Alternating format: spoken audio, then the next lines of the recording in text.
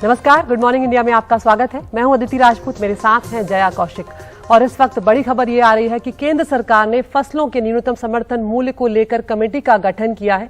ये कमेटी जो है उसकी अध्यक्षता पूर्व कृषि सचिव संजय अग्रवाल करेंगे। सरकार का कहना है कि एमएसपी को पारदर्शी बनाने और देश में फसल प्रणाली पर सुझाव देने के लिए कमेटी गठित की गई है। सरकार ने तीनों कृषि कानूनों को वापस लेते वक्त एमएसपी पर कमेटी बनाने का वादा किया था। आपको याद होगा, पिछले साल नवंबर में गुरु पूरब का वो दिन था जब तीनों कृषि कानूनों को वापस ले लिया था। प्रधानमंत्री मोदी ने उसका ऐलान किया था और कमेटी की भी बात की थी। इस कमेटी में राज्य सरकार, केंद्र सरकार, किसान और एक्सपर्ट्स के प्रतिनिधियों को शामिल करने की बात हुई थी। इस कमेटी में संयुक्त किसान मोर्चा के 3 प्रतिनिधियों का नाम भी शामिल किया जाएगा, इस तरह की खबर है। हालांकि अभी उनका रुख साफ नहीं है अदिति। बिल्कुल, और ये भी देखना होगा कि उनकी तरफ से कौन आता है, क्या वो इस कमेटी को लेकर सहमत हैं कि नहीं। और इसी सब को लेकर आज एक अहम बैठक भी संयुक्त किसान मोर्चा की होने जा रही है। तो जहां संसद का मॉनसून सत्र चल रहा है, वहीं इस बीच खबर ये आई है कि कमेटी का गठन हुआ है। रवीश रंजन शुक्ला इस वक्त हमारे सहयोगी फोन लाइन पर जुड़ रहे हैं। रवीश, इस कमेटी को बनाने को संबंध में क्या कुछ जानकारी मिल रही है? यहाँ पर अध्यक्षता कमेटी के जो है पूर्व कृषि सचिव संजय अग्रवाल करेंगी। संयुक्त किसान मोर्चा का रुख क्या रहने वाला है? क्या क्या जानकारी मिल रही है इस कमेटी से जुड़ी हुई? जी देखिए जया, इस पूरे गजट में 3 चीजों को शामिल किया गया है। पहली चीज इसमें ये कही गई है कि जो प्राकृतिक खेती है उसको जो है वो बढ़ावा दिया जाएगा। दूसरी बात इसमें कही गई है कि जो न्यूनतम समर्थन मूल्य है उसका पारदर्शी तरीके से और सही तरीके से फसल का मूल्य मिले, इसका प्रोविजन इसमें किया जाएगा। और तीसरी चीजें इसमें कही गई हैं कि जो फसलों का विविधीकरण है, जिस तरीके से ग्लोबल वार्मिंग बढ़ रही है और कहीं पर बाढ़, कहीं पर सूखा पड़ रहा है, तो फसलों का किस तरीके से विविधीकरण किया जाए उसके ऊपर में है। तो 3 चीजें इसमें शामिल किया गया है। लेकिन एक जो भारतीय किसान यूनियन और आप कहें कि संयुक्त किसान मोर्चे की एक बड़ी मांग थी कि जो न्यूनतम समर्थन मूल्य है उसका एक कानूनी हक किसानों को मिले। तो इस कानूनी हक के बारे में इस पूरे गजट में कुछ नहीं कहा गया है। तो इसी को लेकर संयुक्त किसान मोर्चे के भीतर असंतोष है और उनका ये कहना है कि जिस तरीके से कमेटी के सदस्यों का इसमें नाम किया गया है, इसमें कई सारे लोग जो बीजेपी में शामिल हो चुके हैं या बीजेपी से जुड़े रहे हुए हैं, उनको भी इस कमेटी में रखा गया है। खुद जो इस कमेटी के चेयरमैन हैं संजय अग्रवाल, उन्होंने ही ये तीनों कृषि कानून जो कि वापस लिया गया था पिछले साल नवंबर में, उसकी रूपरेखा जो है वो बनाई थी। तो इन्हीं सब चीजों को लेकर संयुक्त किसान मोर्चे का ये आरोप है। उनका ये भी कहना है कि जिस तरीके से सरकार ने उनके साथ में वायदा किया था कि न्यूनतम समर्थन मूल्य को कानूनी हक बनाया जाएगा, उसके बाबत इस पूरे गजट में कुछ नहीं कहा गया है। और दूसरी जो उनकी बात थी कि इसमें जो स्वतंत्र किसान हैं और जो संयुक्त किसान मोर्चे हैं उनके ज्यादा लोगों को इसमें शामिल किया जाएगा, तो उसके ऊपर में भी इस कमेटी के जरिए असंतोष है उनके भीतर में। तो अभी आज एक बैठक होगी, उसमें ये फैसला लिया जाएगा। लेकिन कमेटी के जो संयुक्त किसान मोर्चे के एक प्रमुख सदस्य हैं योगेंद्र यादव, उन्होंने साफ तौर पर ट्विटर पर ये कहा है कि उनके हिसाब से इस कमेटी में शामिल नहीं होना चाहिए। इस पूरे गजट में ये कहा गया है कि संयुक्त किसान मोर्चे के 3 किसानों के नाम वो दें, तो तीनों किसानों को शामिल किया जाएगा। अब देखते हैं कि आज इस बैठक में क्या कुछ निकल कर आता है। और ये देखने वाली बात होगी जय, क्योंकि 31 तारीख को देश भर में किसानों का एक बहुत बड़ा प्रदर्शन है जी। तो उसी के मद्देनजर 8 महीने के बाद में अब जाकर जो है वो इस तरीके की कमेटी बनाई गई है। तो अब देखना होगा कि अगर संयुक्त किसान मोर्चा इसमें शामिल नहीं होती है तब इस कमेटी के क्या अर्थ रह जाते हैं।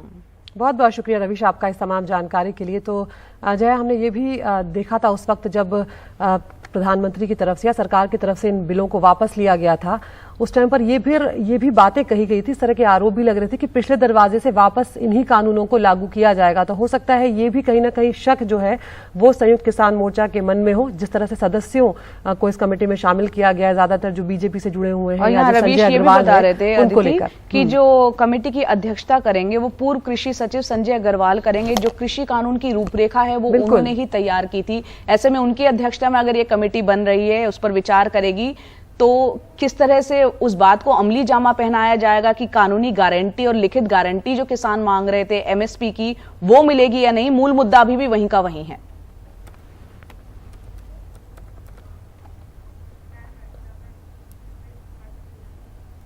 और अब बात करते हैं शिवसेना की, जहां बागी नेता और महाराष्ट्र के मुख्यमंत्री एकनाथ शिंदे ने उद्धव ठाकरे को एक और झटका दिया है।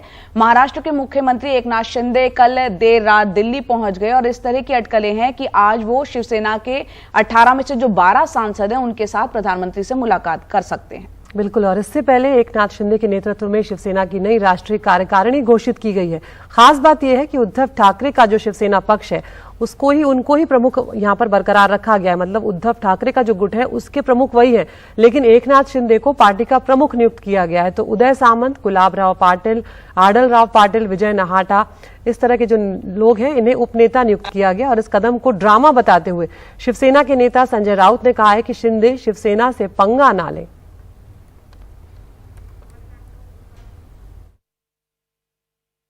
से टूटे हुए लोग हैं, उनका जो गुट है उसने एक राष्ट्रीय कार्यकारिणी बना ली शिवसेना की। हम लोग यहां बैठकर हंस रहे थे, महाराष्ट्र की जनता भी हंस रही है, मजा ले रही है, चुटकी ले रही है।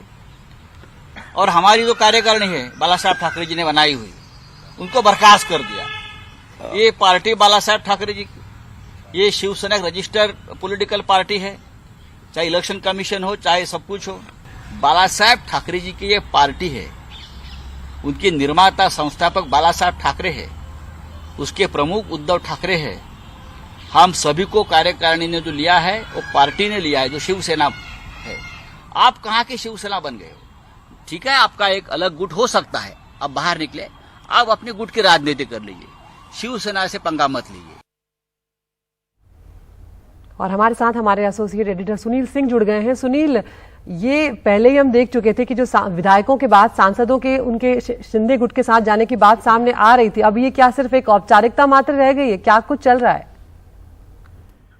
देखिए, बिल्कुल जो चर्चा चल रही थी अब कहीं न कहीं लग रहा है कि हकीकत में बदलती हुई नजर आ रही है। एकनाथ शिंदे आज दिल्ली में है। वैसे उन्होंने मीडिया को बताया है कि वो ओबीसी के मसले पर सुनवाई है परसों, इसके लिए वो वकीलों से बात करने के लिए यहाँ आए हैं। लेकिन ये चर्चा है कि कल 12 जो सांसद है उनसे ऑनलाइन उनकी मीटिंग हुई है। आज वो 12 सांसद उनसे मिलने वाले हैं और ये मिलकर ये लोकसभा अध्यक्ष को एक पत्र देंगे कि अलग जो गुट बनाई है उसकी जानकारी देंगे। इसी चीज को भांप कर शिवसेना ने रात में ही, जो विनायक राउत है, उन्होंने एक पत्र लोकसभा सचिवालय को दे दिया है कि अगर इस तरह का कोई पत्र आता है तो उसको ध्यान नहीं दिया जाए। असली शिवसेना जो है वो इनके साथ है, वो उद्धव ठाकरे की है असली शिवसेना, और जो उसके मुख्य गट नेता है राजन विचारे वही है, और जो प्रतोद है वही है। इस तरह की चीजें वहां पर जानकारी दे दी गई है। तो स्वाभाविक तौर पर आज बहुत कुछ दिल्ली में यहाँ होने जा रहा है, खास करके शिवसेना को लेके। पहले विधायक गए, अब 12 से 14 विधायक सांसद जो है आज हो सकता है कि शिंदे गुट में शामिल हो जाएं। वहां पर प्रेस कॉन्फ्रेंस भी ले सकते हैं, ऐसी खबरें आ रही है।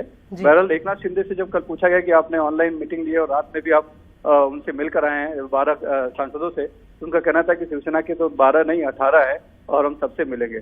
तो शिवसेना के लिए स्थिति बहुत विकट अभी बनी हुई है। ये माना जाए कि जैसे द्रौपदी मुर्मू को समर्थन करके कहीं न कहीं फौरी तौर पर उन्होंने सांसदों के विरोध को रोक लिया था, लेकिन जिन सांसदों को जाना था वो जाने के लिए तैयार है और वो शायद आज बहुत कुछ परिवर्तन हो सकता है दिल्ली में। जी बिल्कुल, और यहाँ पर 18 सांसद हैं शिवसेना के, उसमें से 12 जो है इससे पहले भी द्रौपदी मुर्मू के समर्थन की बात कर चुके हैं, जिसकी वजह से हमने देखा था कि उद्धव ठाकरे ने किस तरह से सार्वजनिक रूप से ऐलान कर दिया था कि द्रौपदी मुर्मू का राष्ट्रपति पद की उम्मीदवार का समर्थन करेगी शिवसेना।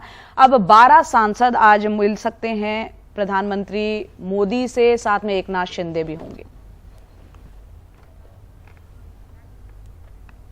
आगे बढ़ते हैं। अपने भड़काऊ भाषण के चलते सुर्खियों में आई और बीजेपी से निलंबित नूपुर शर्मा एक बार फिर से सुप्रीम कोर्ट पहुंची है। उन्होंने अपने खिलाफ दर्ज 9 एफआईआर में जो गिरफ्तारी पर रोक लगाने और अलग अलग शहरों में जो दर्ज है एफआईआर, उन सभी 9 एफआईआर को दिल्ली वाले मामले के साथ जोड़ने की मांग की है। यानी कि वो ये मांग कर रही है कि एक ही जगह सारे जो मामले हैं उनकी सुनवाई हो जाए।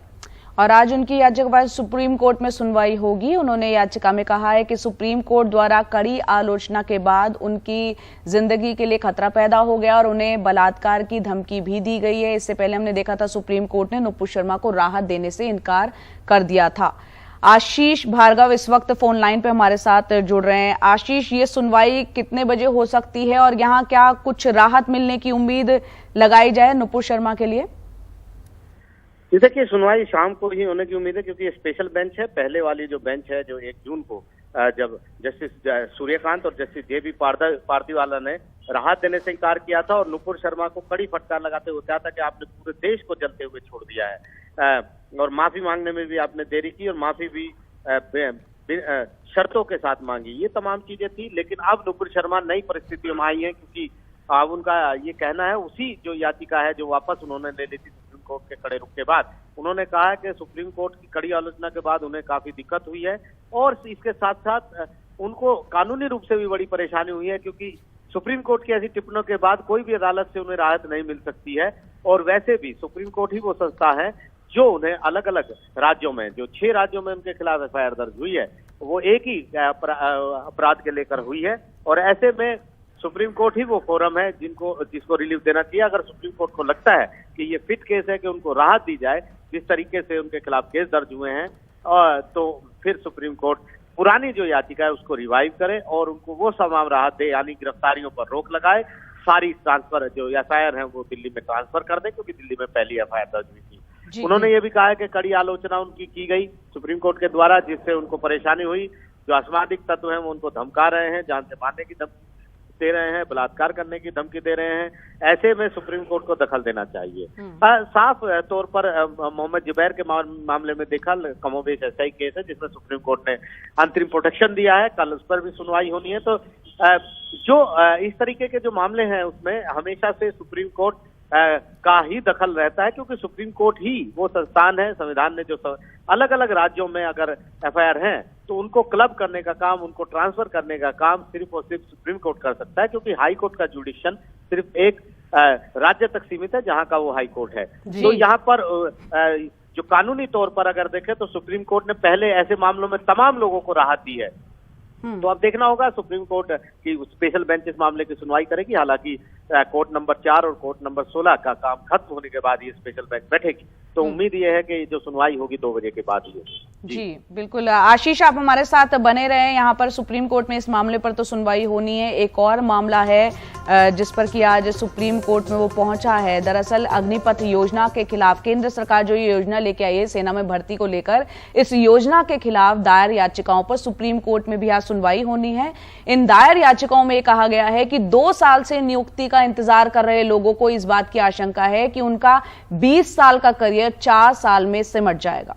याचिका में यह कहा गया है कि साल 2017 में 70,000 से ज्यादा छात्रों को ट्रेनिंग दी गई। ट्रेनिंग के बाद छात्रों को आश्वासन दिया गया कि नियुक्ति पत्र जारी किया जाएगा, लेकिन अब इस योजना के लाए जाने के बाद उनका करियर दांव पर लगा हुआ है। आशीष, ये एक बहुत बड़ा मामला है, बहुत बड़ी तादाद में जो युवा हैं वो इस फैसले से प्रभावित होंगे, और कहीं ना कहीं जब सरकार ने ये इस फैसले की घोषणा की थी तो बहुत बड़ा रिएक्शन हमने देखा था जो देश भर में देखने को मिला था। आज क्या कुछ इस मामले पर होने जा रहा है, क्योंकि बहुत अहम है ये मामला?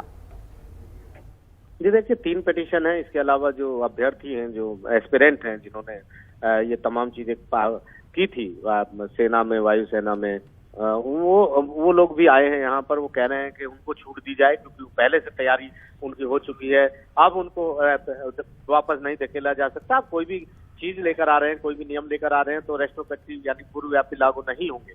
लेकिन यहाँ पर 3 याचिकाएं हैं और 3 याचिकाओं में खास तौर पर मांग की जा रही है कि जो योजना है इसका पुनर्मूल्यांकन, इसकी समीक्षा सुप्रीम कोर्ट कराए अपनी निगरानी में। सुप्रीम कोर्ट के जो रिटायर्ड जज हैं उनकी निगरानी में एक कमेटी का गठन करें और इसकी समीक्षा कराई जाए। और ये काफी अहम है ऐसे मोड़ पर जहां पर एक योजना सरकार लेकर आई है जिसको हम पॉलिसी डोमेन की बात करते हैं।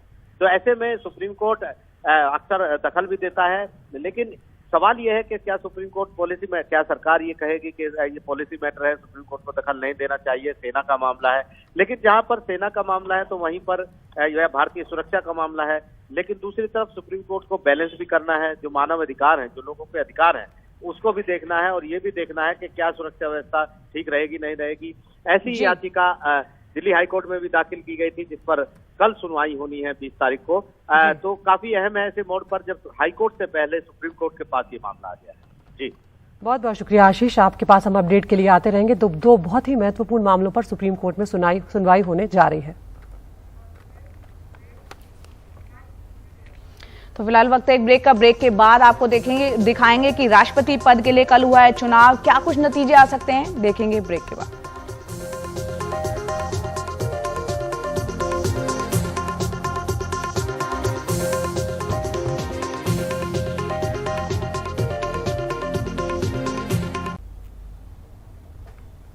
और अब बात करते हैं राष्ट्रपति पद के लिए। कल हमने देखा मतदान हुआ और जिस तरह से बीजेपी ने द्रौपदी मुर्मू को पूरी रणनीति के साथ मैदान में उतारा, अपना उम्मीदवार बनाया, उसके बाद कई गैर एनडीए दल भी साथ आ गए, क्योंकि एक आदिवासी महिला को यहां पर इतना बड़ा एक मौका दिया गया। कई राज्यों से द्रौपदी मुर्मू के पक्ष में क्रॉस वोटिंग की खबरें भी आई और राष्ट्रपति चुनाव में 99% से ज्यादा वोटिंग हुई है द्रौपदी मुर्मू के पक्ष में, जैसा कि जया बता रही हैं। कई राज्यों में क्रॉस वोटिंग हुई और इसीलिए अब राजनीतिक विश्लेषक जो हैं उनका ये कहना है कि उम्मीद से बहुत बड़ी जीत हो सकती है मुर्मू की। विपक्ष की ओर से यशवंत सिन्हा मैदान में है। 15वें राष्ट्रपति के चुनाव में सोमवार को प्रधानमंत्री नरेंद्र मोदी, गृह मंत्री अमित शाह, पूर्व प्रधानमंत्री मनमोहन सिंह, राज्यों के मुख्यमंत्रियों समेत बड़ी संख्या में सांसद और विधायकों ने मतदान में हिस्सा लिया। इस बार एनडीए की उम्मीदवार द्रौपदी मुर्मू को बीजू जनता दल, वाईएसआर कांग्रेस, बसपा, एआईएडीएमके, टीडीपी, जेडीएस, शिरोमणि अकाली दल, शिवसेना और झारखंड मुक्ति मोर्चा जैसे 9 अहम गैर बीजेपी और विपक्षी दलों का समर्थन मिला है, जिसके बाद उनकी जीत लगभग तय मानी जा रही है। द्रौपदी मुर्मू अगर चुनाव जीतती हैं तो वो देश की पहली आदिवासी महिला राष्ट्रपति होंगी और प्रतिभा पाटिल के बाद दूसरी महिला राष्ट्रपति। ये सत्र इसलिए भी महत्वपूर्ण है कि इसी समय राष्ट्रपति पद और उपराष्ट्रपति पद के चुनाव हो रहे हैं। आज मतदान भी हो रहा है और इसी कालखंड में देश को नए राष्ट्रपति, नए उपराष्ट्रपति, उनका मार्गदर्शन प्रारंभ होगा। लोकतंत्र में ईमानदार लोग आगे आए, सच्चे लोग आगे आए। समाजवादी पार्टी लोकतंत्र को बचाने के लिए यशवंत सिन्हा जी के पक्ष में मतदान करने जा रही है। भले ही द्रौपदी मुर्मू का पलड़ा यशवंत सिन्हा के मुकाबले काफी भारी हो, पर विपक्ष इस चुनाव को हल्के में नहीं ले रहा है। विपक्ष की कोशिश एकजुटता बनाए रखते हुए अगली लड़ाई की तैयारी करना भी है। मतदान शुरू होने से ठीक पहले विपक्ष के साझा उम्मीदवार यशवंत सिन्हा ने सांसदों और विधायकों से अपनी अंतिम अपील में कहा, मुझे उम्मीद है कि सभी राजनीतिक दल लोकतंत्र को बचाने और संविधान की रक्षा के लिए मेरे पक्ष में मतदान करेंगे। ये चुनाव मैंने बार बार जोर दे के कहा है कि बहुत महत्वपूर्ण है, क्योंकि आने वाले दिनों में ये दिशा तय करेगा कि भारत में प्रजातंत्र बचेगा या धीरे धीरे करके समाप्त हो जाएगा।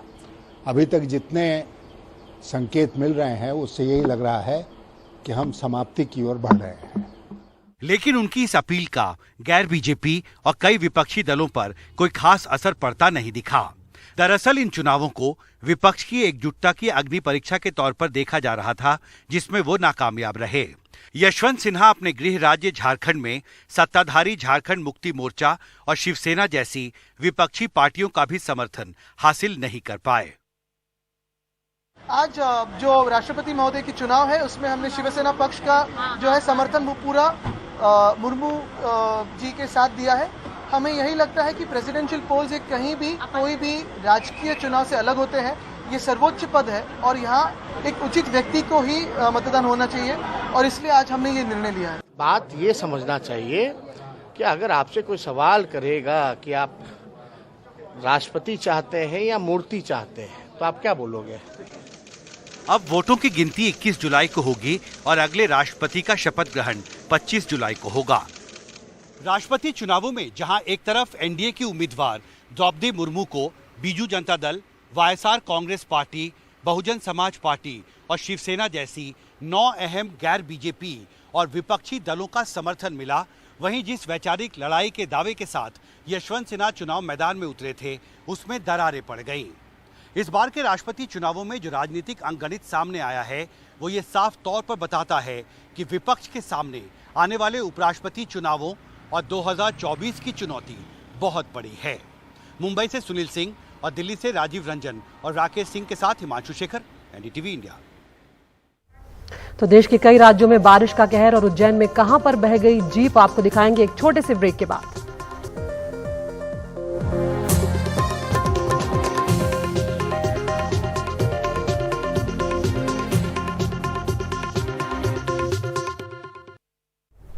और बरसात की बात करते हैं, कई राज्य, गुजरात है, महाराष्ट्र है, मध्य प्रदेश, वहां बारिश जो है कहर बरपा रही है और कई राज्यों की व्यवस्था की पोल भी खुल गई इस दौरान। मध्य प्रदेश की अगर हम बात करें तो यहाँ भी कुछ जिलों में ऑरेंज अलर्ट है। भारी बारिश से उज्जैन की तस्वीरें देख रहे हैं आप, बुरा हाल है यहाँ पर। उज्जैन जिले में बलौदा खाल गांव में जो पुलिया है वहां पर एक जीप बह गई है। हालांकि हादसे से पहले राहत की बात ये रही कि यात्री जीप से उतर गए थे। उन्होंने रस्सी के सहारे जीप को खींचने की कोशिश भी की, लेकिन पानी का बहाव इतना तेज था कि वो इसमें नाकाम रहे और जीप बह गई। उज्जैन में इस साल अभी तक औसत 332.9 मिलीमीटर बारिश हो चुकी है, जो काफी ज्यादा है।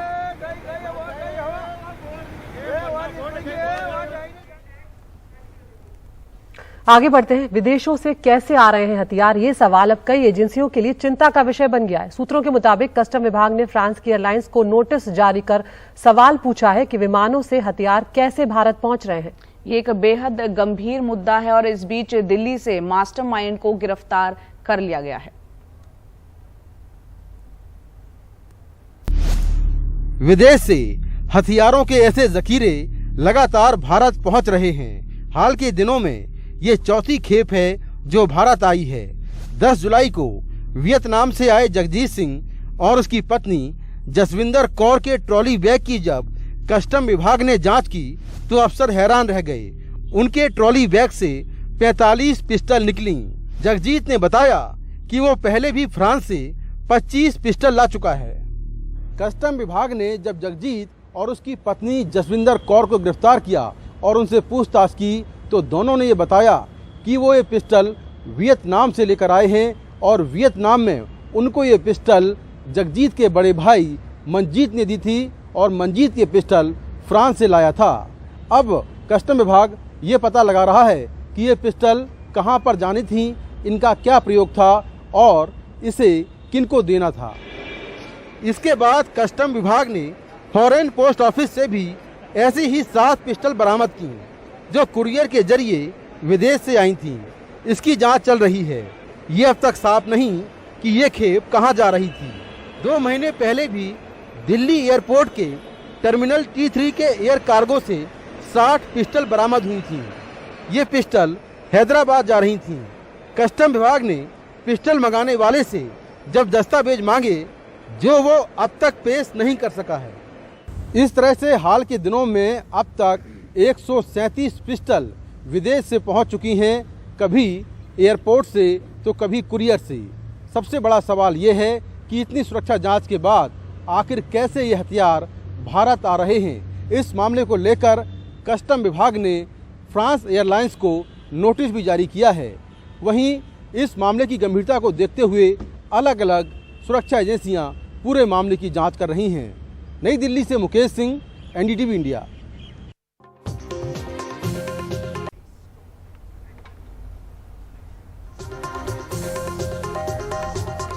और अब खबर उत्तर प्रदेश से, जहां भ्रष्टाचार पर मुख्यमंत्री योगी आदित्यनाथ ने एक बड़ा एक्शन लेते हुए PWD मंत्री जितिन प्रसाद के OSD officer on special duty Anil Kumar Pandey को हटाया है। केंद्र को वापस भेजने की संस्तुति यहां पर कर दी गई है। केंद्र सरकार की प्रतिनियुक्ति पर आए अनिल पांडे के खिलाफ विजिलेंस जांच और विभागीय कार्रवाई भी की जाएगी। यूपी में दरअसल डॉक्टरों के तबादले में हुई गड़बड़ियों के बाद लोक निर्माण विभाग के इंजीनियरों के तबादले में भी गड़बड़ी का मामला सामने आया है। सूत्रों के मुताबिक लोक निर्माण विभाग में 350 से ज्यादा इंजीनियरों का तबादला हुआ था। आपको बता दें, PWD के करीब 200 अधिशासी अभियंताओं और 150 से ज्यादा सहायक अभियंताओं का तबादला किया गया था, जिसको लेकर शिकायत आई थी। तो एक बड़ी कार्रवाई यहां पर की गई है। और रवीश रंजन शुक्ला हमारे साथ फोन लाइन पर जुड़ रहे हैं। रवीश, बड़ी कार्रवाई यहां पर की गई है जितिन प्रसाद के OSD पर, क्या क्या उन पर आरोप थे और किन किन लोगों पर इस मामले में कार्रवाई हुई है? जी देखिए, ये यूपी में योगी सरकार बनने के बाद में 2 तरीके के जो तबादले हैं उस पर खासी चर्चा रही है। एक आपको याद होगा कि स्वास्थ्य विभाग में CMO के तबादले हुए थे, जिस पर ब्रजेश पाठक ने एक बाकायदा चिट्ठी लिखी थी और ये कहा था कि उनको बिना बताए जो है वो बड़ी तादाद में तबादले किए। और दूसरे तबादले ये जो PWD में हुए, इसमें मामला ये था कि तकरीबन 350 से ज्यादा जो इंजीनियर्स हैं उनका तबादला किया गया था। और तबादला होने से पहले ही करीब 2 से 3 दिन पहले ही जो तबादले की लिस्ट थी वो बाकायदा जो है वो डिपार्टमेंट के अलग अलग जगहों पर घूमने लगी थी। तो इससे अंदाजा लगाया गया कि कहीं ना कहीं इस तबादले होने से पहले ही लोगों को पता चल गया था कि उनका तबादला फला जगह पर हो रहा है। तो इसी के चलते इस पूरे मामले की जांच करवाई गई और जांच में ये पता लगा कि इसमें जो ओएसडी हैं जितिन प्रसाद के, उनका इसमें जो है वो संलिप्तता सामने आई और उसके बाद में उनको वापस मूल काडर में भेज दिया गया है। और साथ में संस्तुति ये भी दी गई है कि इनके खिलाफ में विजिलेंस की जांच जो है वो की जाए। तो निश्चित तौर पर ये बहुत ही गंभीर मामला है। अब ये पीडब्ल्यूडी तबादले के बाद लोगों की निगाहें लगी हुई हैं कि जो स्वास्थ्य विभाग में तबादले हुए थे इसकी भी रिपोर्ट आने वाली है। तो आखिर स्वास्थ्य विभाग के तबादलों में भी बड़ी कार्रवाई हो सकती है। तो अब देखना होगा कि आखिर इस मुद्दे पर राज्य सरकार क्या कहती है। लेकिन इन दोनों ही विभागों के अलग अलग तबादलों की खासी चर्चा है और जिस तरीके से एक्शन लिया गया है उससे कहीं ना कहीं ये लोग अंदेशा जाहिर कर रहे हैं कि बड़ी तादाद में जो है वो भ्रष्टाचार हुआ है कहीं ना कहीं इन तबादलों में। जी, शुक्रिया रवीश। अपडेट के लिए हम आपके पास आते रहेंगे। तो बड़ी कार्रवाई यहाँ पर हुई है। पीडब्ल्यूडी के जो मंत्री हैं जितिन प्रसाद उत्तर प्रदेश में, उनके ओएसडी को हटा दिया गया है। और अब वक्त तो चले आपको टॉप 5 खबरें दिखाने का। आपको करना यह है कि एनडीटीवी इंडिया के यूट्यूब चैनल पर जाना है, पोल का हिस्सा बनना है और बताना है किन खबरों को चैनल पर आप पूरा दिन विस्तार से देखना चाहते हैं। पहली खबर शिवसेना से जुड़ी हुई, अब शिवसेना सांसदों का होगा बंटवारा। दूसरी खबर, गिरफ्तारी से संरक्षण के लिए सुप्रीम कोर्ट पहुंची है नूपुर शर्मा। तीसरी खबर, उत्तर प्रदेश से जहां भ्रष्टाचार पर योगी आदित्यनाथ ने एक्शन लिया है, हटाए गए हैं पीडब्ल्यूडी मंत्री जितिन प्रसाद के ओएसडी। चौथी खबर एमएसपी से जुड़ी हुई, जहां घोषणा के 8 महीने बाद एमएसपी पर बनेगी कमेटी। पांचवी और आखिरी खबर बिहार से, जहां गया में नक्सलियों का बड़ा गढ़ ध्वस्त किया गया।